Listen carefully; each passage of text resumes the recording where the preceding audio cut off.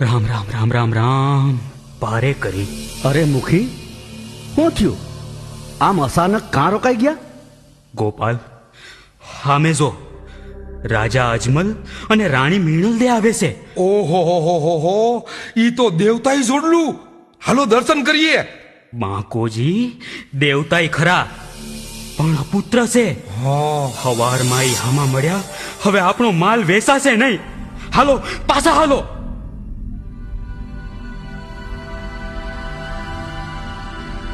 રોકાઈ જાઓ.